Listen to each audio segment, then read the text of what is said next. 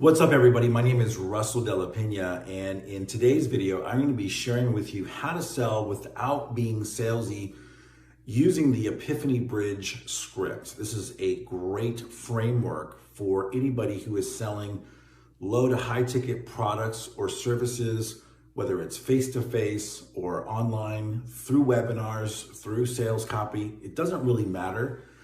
Whenever you find yourself in a situation where you are selling a product or a service, and again, you're doing it face-to-face with somebody or maybe through a Zoom call or over the phone, and you feel that super awkward feeling where you feel like you're being salesy and you're trying too hard, or maybe you're being even a little bit pushy, this video is going to be great for you.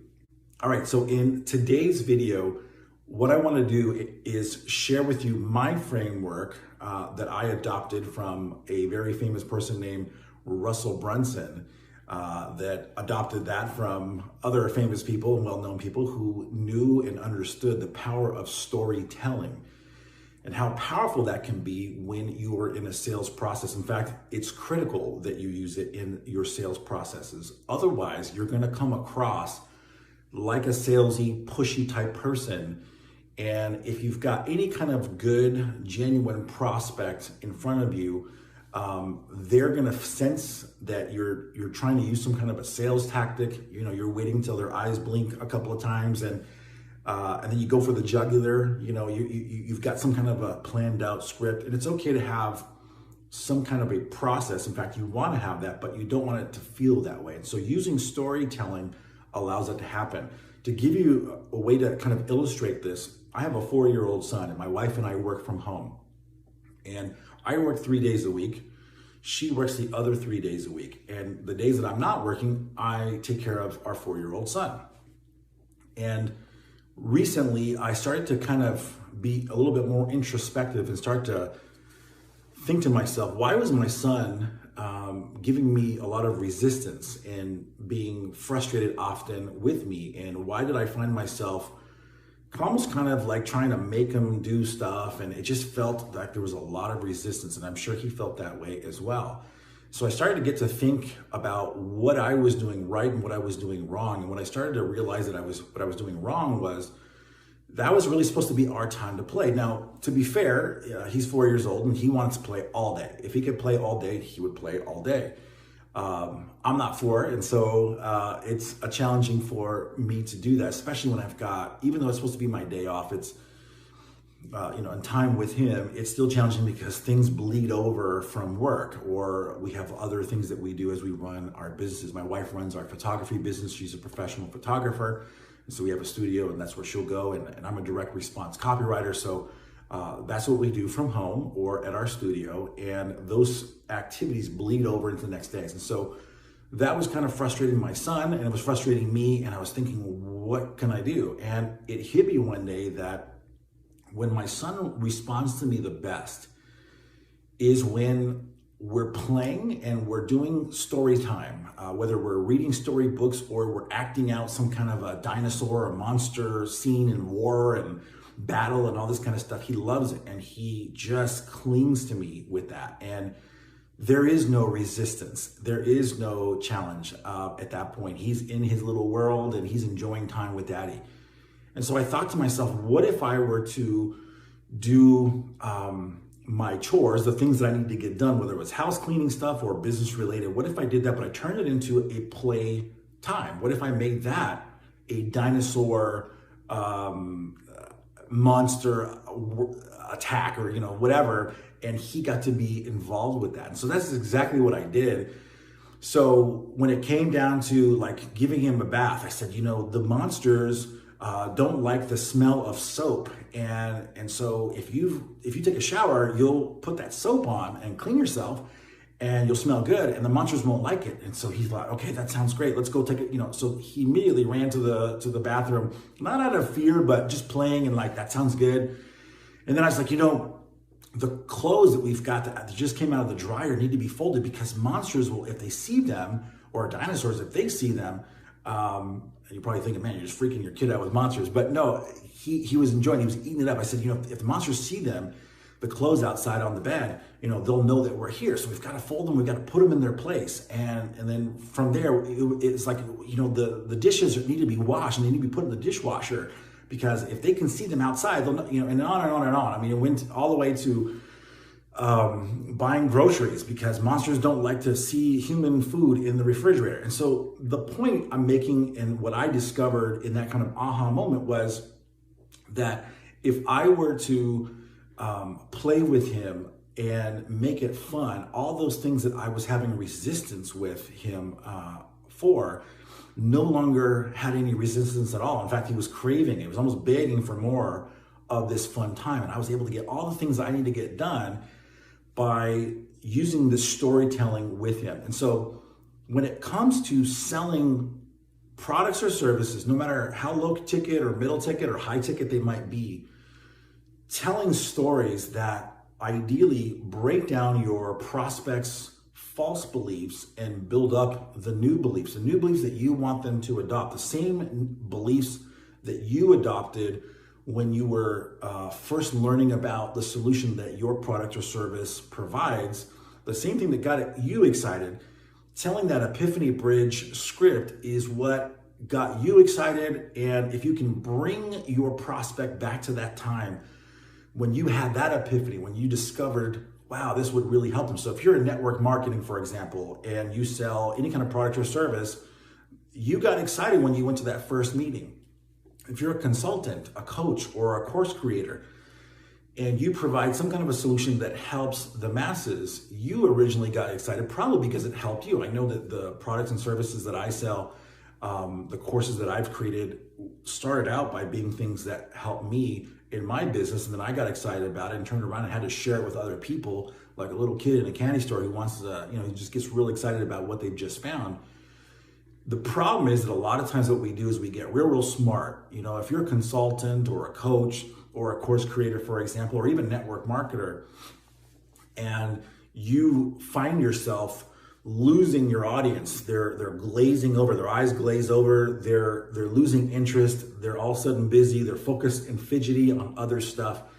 It's because you have gone into the techno babble, as Russell Brunson mentions or calls it, where you're starting to use those words that sound cool and make sense among you and your other network marketers or coaches and consultants or other course creators, but they're so advanced that the new person hasn't got a clue what you're talking about. And so using the power of stories to work through the objections that your prospect has makes the sales process not only enjoyable, but it avoids being sleazy, it avoids being pushy, and it makes it enjoyable. The process of selling not only profitable, but also enjoyable for you and your prospect. And so what I want to do right now is I want to share with you the exact framework that I learned from Russell Brunson through the Epiphany Bridge script and that I use currently. Okay, so we are now inside of the software tool that I have been using for years. I absolutely love it. I highly recommend it. I do have an affiliate link below. If this is something that after you watch this that you might be interested in, by all means, please check that out in the description below this video.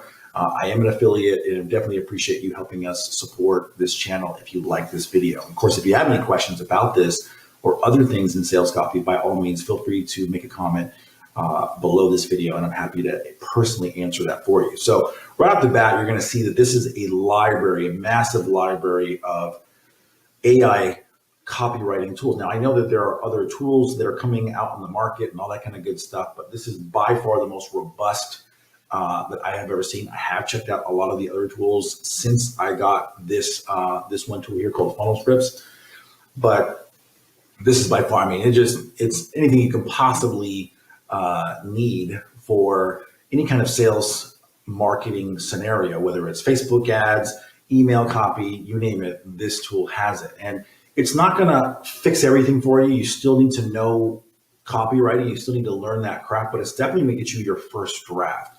It's gonna ensure that you get the correct ingredients in the framework that you're working with. So let me dial that in a little real quick and not use technobabble, but instead make some sense of that. So I'm gonna click here, and as you can see, it says Expert Secret Scripts. I'm just going to use the short one for now. And again, the Epiphany Bridge script is designed to have a beginning, a middle, and an end. And it's designed to help your prospect who currently has a false belief to break that false belief and then build up a new one. So as you can see, you can watch this demo inside of the software here. And then below, it actually will give you a fill in the blank questionnaire that you can work with. And you can even, and I recommend, use some of these already done for you examples. So let's say we were looking at desperate home seller had to sell 2 houses to take a dream job. So I would click that. And in doing so, it is going to load the answers in here. And by loading those answers in there, I was a new husband. At the time, I was trying to sell not 1, but 2 houses. So you see, it answers those questions.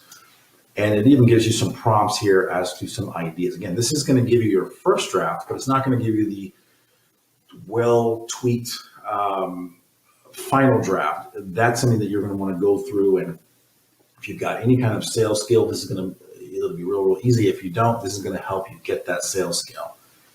So the next one is, what's something external blocking you from your desire? I was struggling with, to find a buyer for each of the 2 houses I own so I can take a new job in Florida, and so on and so forth. So as you can see, what this is doing is giving the backstory, kind of like when I was sharing about my son and my 4-year-old and the challenges that I was having. What I was doing in that Epiphany Bridge, because that's exactly what it was, as you probably guessed, is I was giving an Epiphany Bridge of how I solved the problem with my son by not forcing him to obey me and not trying to manipulate him into obeying me, but instead I was having fun with him. I was helping him meet his needs, so much so that he was enjoying it and practically begging for more because he loved the quality time. I enjoyed it, but I was also able to get my needs met, and that was get the house chores, the business chores that I need to get done, taken care of. And so that's the power of the Epiphany Bridge. Instead of you trying to shove down the throat of your prospect what they should believe about your product or service, instead of trying to force them into that, which we both know makes you come across sleazy and pushy, instead what you can do is tell an Epiphany Bridge story around the objection that you know in advance that they're going to have, that breaks down the false belief and builds up a new one. So mine was, I broke down the belief of I need to force my son to do, what I want against his will, versus a new belief that I had, the epiphany that I had, which was, what if I played games with him and made my chores a part of that game, so that way he could enjoy it and I could get my needs met and get all those things taken care of. So within this script, that's what this does. It's exactly what it does. It gives you the beginning, it gives the middle, it gives the middle epiphany that you have, and then ultimately focuses on, at the very end, what new belief your prospect should adopt from you. And so once you've got this filled out, you hit the build button, and you can see here it's got it all written out. And again, this works for any product or service. It doesn't matter what you sell, doesn't at all. This works amazing. And so from here, then I can, if I want a longer version, I can choose the Epiphany Bridge script. It's the long form, but this one's a short. And then I'm going to click Get Results. And then I would click to get results here. What it'll do is it'll pop up a text version of that, as you can see here. Let me open that up. And here's a text version. So if you're doing any kind of recordings, you can, of course, just upload this into a teleprompter and read this, or you can memorize this and get good at it. So if you're doing face-to-face, if you're doing Zoom because of the pandemic, although that's changing now, but if you're doing any kind of presentation, this is gold, because it will allow you to